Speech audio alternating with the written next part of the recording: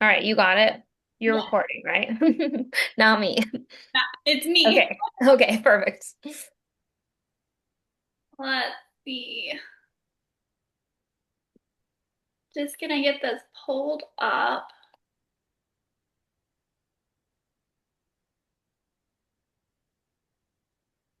Okay, can you guys see? Perfect. Yeah. So we're gonna talk mistakes that can lead to plateauing on your fat loss journey. And if you guys have any questions, please just unmute, hop on, leave it in the chat. Love to hear them. So, what we're going to go through today is what can lead to plateauing on your fat loss journey, how to break free of a plateau, and just being honest with yourself because that's so important when you start to not see results anymore, right? We have to evaluate things and see if we need an adjustment or we just need to be more accurate. Okay, so first thing that can cause it is just getting lazy with tracking. And this happens, you guys. You have to be aware of this. So to lose fat and see the scale go down, you have to be in a calorie deficit, right? If you were trying to lose weight and the scale stopped moving, then consider these things. Are you tracking fully and completely? Are you logging on the weekends? Are you actually hitting your protocols? And are you using a food scale? These are all things that are really important. And as you get further along in your journey, it can be easy to just stop doing these things, right? You start being like, oh no, I can eyeball things and thinking that you know how much it is. But if you are not seeing results, then you have to dial this in, right? You have to be like, okay, maybe my eyeballing isn't as accurate as I think it is. Let me just check myself, start weighing things out more, and just start being really precise to make sure that hey, maybe you haven't hit a plateau. Maybe you're just not tracking accurately.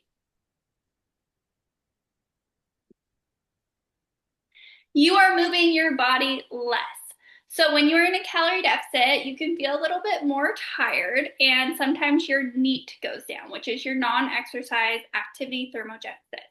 So maybe you are just running around with your kids less. You stopped parking further away, your walks are getting shorter, and you are just kind of sitting around more. So pay attention to these things because it can happen and it can slowly creep up on you and you won't even notice it's happening. That's why we have you guys have a step goal most of the time. I know Chelsea and I are big on the step goal. So this just keeps you moving your body more.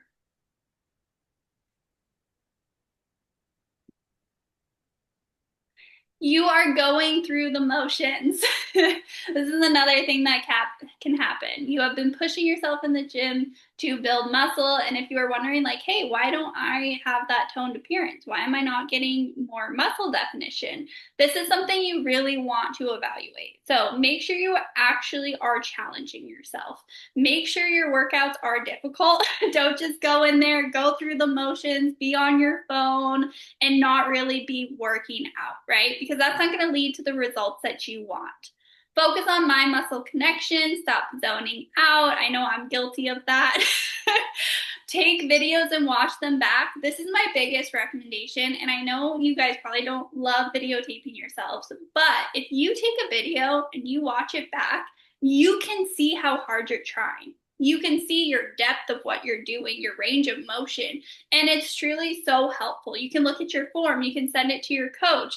So do this, take videos, and you might watch yourself and be like, wow, like that last rep did not look hard at all.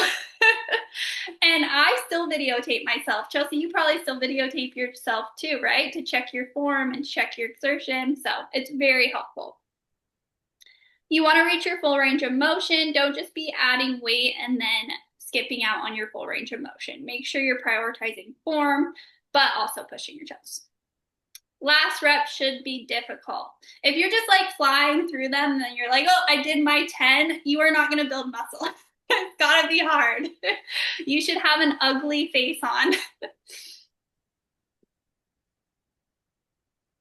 Okay, so next we're going to talk about losing weight and adjusting protocols. So when you lose weight, you do become a smaller person, right? So you just burn less calories. So as you lose weight, you may need to make an adjustment to your protocols and bring calories down lower. This is totally normal and it happens. So I just wanted to give you guys some actual numbers to look at.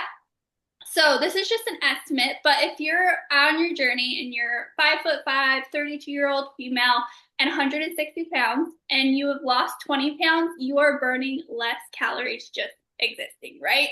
So if you look over here, we have just a little chart that shows us our TDEE, or this can also be known as your maintenance calories. So this is what adds up to the amount of calories you burn in a day. So what happens if you lose the 20 pounds? So you may have been able to lose weight eating 1,800 calories per day, but now that you're smaller, you are just requiring less calories. So you may need to eat 16 to 1,700 calories to lose weight. So if you were to look at this right here, so your BMR is just what it takes to exist.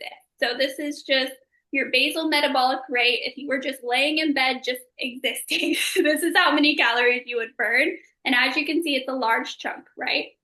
So the starting BMR for someone who was 5'5", 32 years old, 160 pounds with moderate activity would be estimated at 1,437 calories. Once you lost 20 pounds, the new estimated BMR would be 1,346.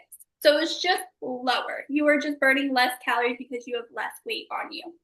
Your estimated TDEE or maintenance at this starting weight would be 2,227 calories.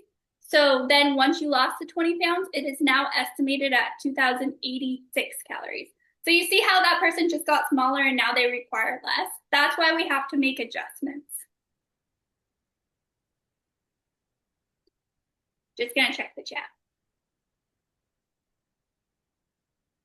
Yes, and Sometimes it's nice. Let's say you have like if you have a lot of fat to lose, yes, you're going to lose weight. But let's say you actually don't have that much fat to lose. You're a smaller, more petite person to begin with. Sometimes the scale doesn't have to change that much, and sometimes that's nicer because you don't have to drop calories super, super low when you're already a small person. Like if you can shed fat and build muscle, you could be 120, 120 pounds and look entirely different, look so much better, so much leaner. If you dropped 5 pounds of fat but built 5 pounds of muscle, you are going to be physically smaller, but you're going to be able to eat and sustain on the same amount of foods.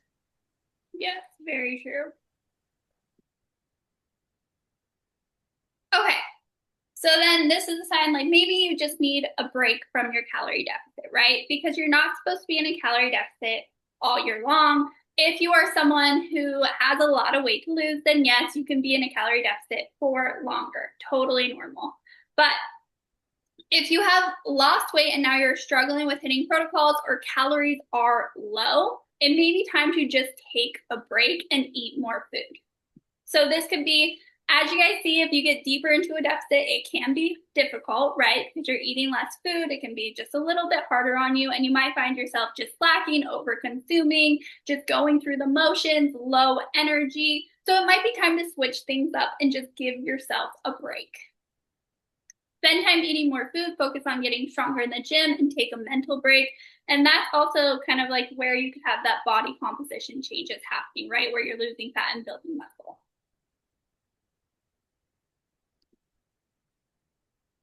Spend time building muscle.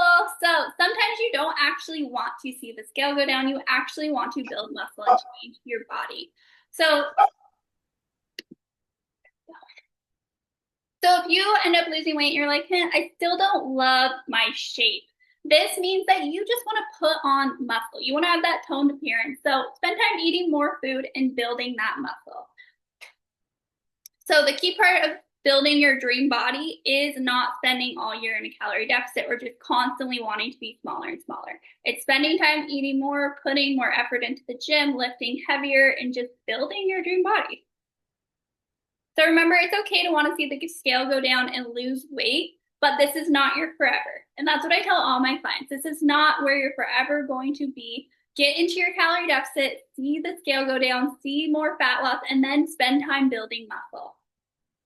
And then I just wanted to say, because a lot of times you'll see fit girls on Instagram and you'll think like, oh, like they just are constantly in a fat loss phase. It's just not true. Those girls have spent time eating more food and building muscle and going through the different phases of losing fat, building muscle, losing fat, building muscle. It just takes time.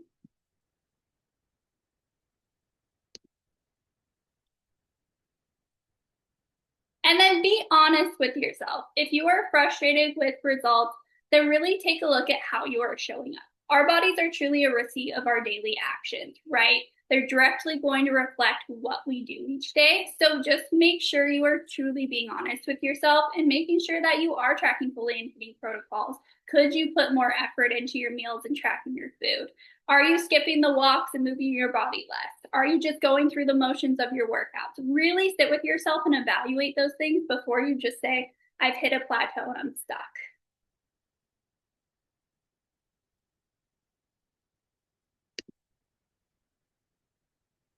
And then this is a big one. Are you truly not making progress?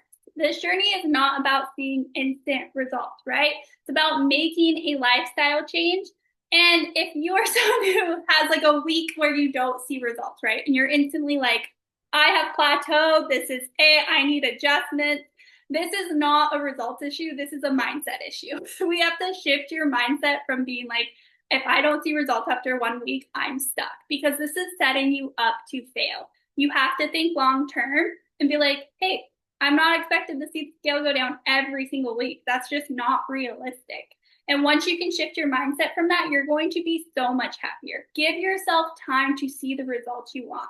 Focus on other forms of progress besides the scale. Take photos, measurements, how your clothes fit. I have some girls who will go 3 weeks without seeing a single change in the scale, and then all of a sudden it will drop. So you just have to be patient. Trust the process and give it time.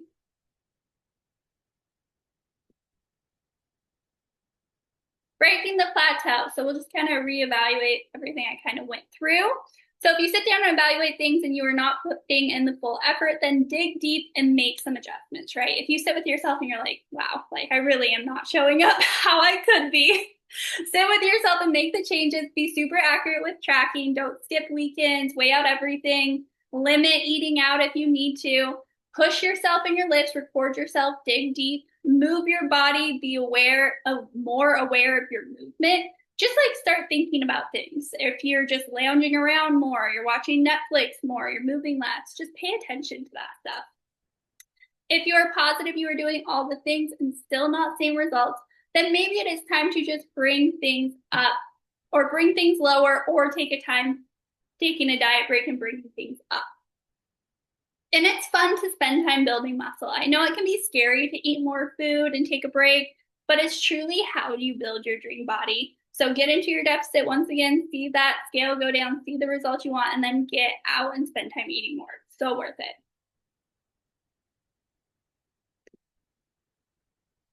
And then I just wanted to talk a little mindset shift with you guys, because I feel like it's so important that we also focus on mindset too. And this is something I really love. So easy choices equals hard life. Hard choices equal easy life. If you are constantly just taking the easy choices, just like choosing the easy option, this is going to lead to a harder life, right? If you are choosing to just lounge around on the couch and not get your stuff done, then you're probably not going to feel great, right? But if you make the hard choices, that's going to result in an easier life. If you choose to do the things you don't always want to do, it's going to lead to you having an easier time with what you're trying to accomplish and ultimately leading an easier life. If we choose the easy choices forever, we're going to have medical issues. We're going to end up bedridden, not being able to move our bodies, and it's just going to be a harder life. If we choose to make the hard decisions now, we're going to live a healthier, happier life.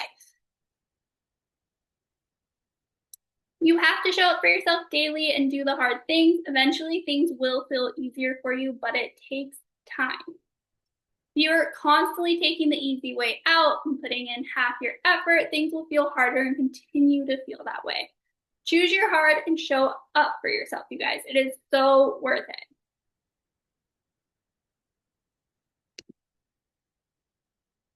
Does anyone have any questions?